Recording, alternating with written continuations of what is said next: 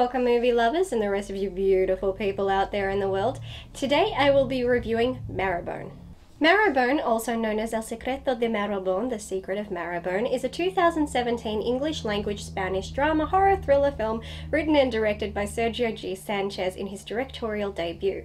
The film follows a young man and his three younger siblings who have kept secret the death of their beloved mother in order to remain together. The four are plagued by a sinister presence in the sprawling manor in which they live. Going into this, I knew virtually nothing, so I had zero expectations, which meant I was completely open to everything that this film had to offer. As soon as I learned that Marrowbone was written by the same person who wrote 2007's The Orphanage and had the same producers as Pan's Labyrinth and A Monster Calls, I was really excited about watching this. The overall tone of the film is very similar to that of The Orphanage, which I didn't mind because that film is sensational. It's hard to describe, but this film is very intricate while being very subdued at the same time. It tells one story, but it very subtly leaves breadcrumbs along the way before revealing the true story. Marrowbone has a plot twist within a plot twist. And while I was able to see each plot twist coming, each was impeccably done and works, most importantly. When it all comes together, everything makes sense, and much like The Orphanage, you are left with this gut-wrenching tale that feels as though they once again ripped my heart from my chest and crushed it in their hands. As painful as that was, it was so perfect. Sanchez has this incredible style of writing. He gives off so many styles at once without being contradictory. It's as though he's capable of taking the best elements of horror, drama, and thriller and bringing them all together for something that never leads where you expect. As you go into this film, you get that sensation of there's something with them. It's eerie and creepy, but oh so subtle to the point where you forget this has been established. So when something suddenly happens, whether scary or not, it is enough to make you jump and make your heart rate spike.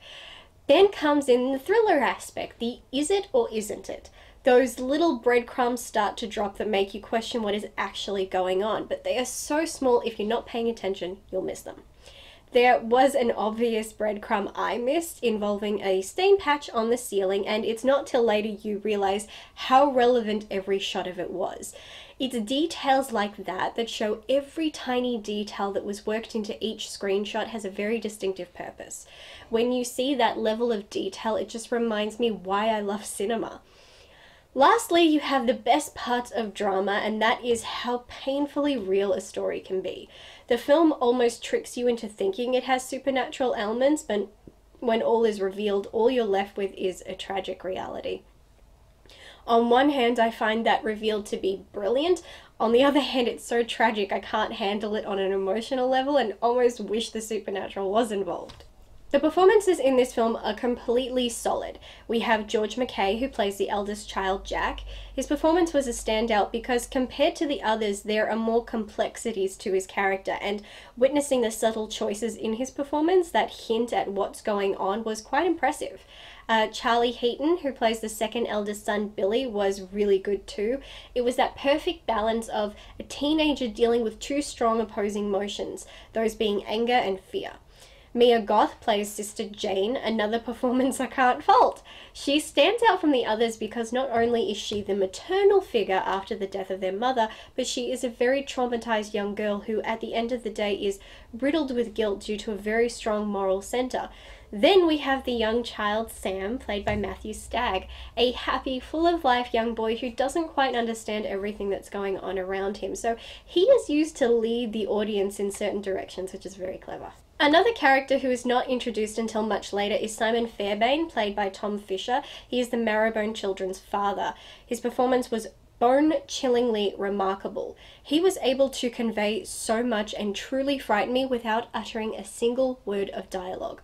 The way he moved alone was enough to scare the hell out of me, and something in his eyes just really sold that character.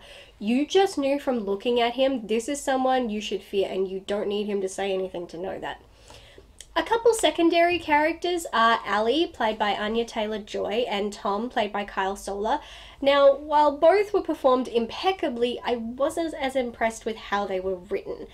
Both characters are there as a means to an end. We get to where we're going in the story or are able to reveal the real story because of their being there.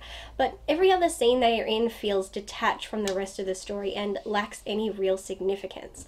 We also get to know very little about them, so they are somewhat one-dimensional.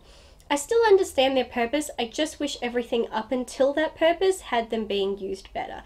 But at least the actors did a great job.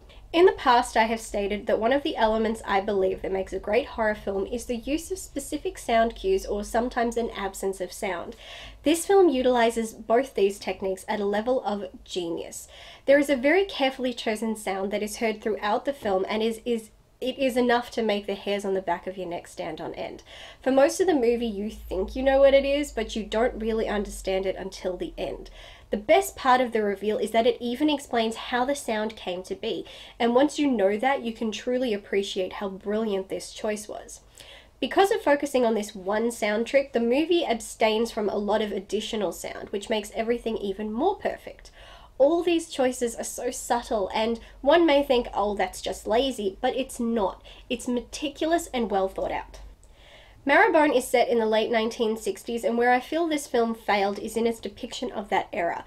Aside from one scene where a television in town very conveniently played a broadcast of the moon landing, there is very little to indicate this is the 60s. The costumes didn't feel very 60s, Enya's character's fashion probably had a little bit more of a 60s flair than the others did, but it wasn't all that obvious. At first glance at everyone else, I would have assumed the film takes place in a much earlier period in the 20th century. Overall, I still find this film heartbreakingly brilliant. The plot is very well thought out, it definitely seems to know what it's doing, and by the end of it you are left with a very bittersweet feeling. I feel as though this is how Sanchez likes to end his stories. They're not exactly happy and they're not exactly sad. They're bordering on both, and it really messes with your emotions, and I both hate and love that. The use of the side characters was really my only big problem with the film, as I felt how they were used kept the film in its entirety from reaching that truly fantastic status, but everything else was sheer perfection. Thank you so much for watching. As usual, if you haven't already, please subscribe to this channel, give this video a thumbs up or a thumbs down, whichever you're in the mood for today, and stay tuned for future content. Until next time, bye!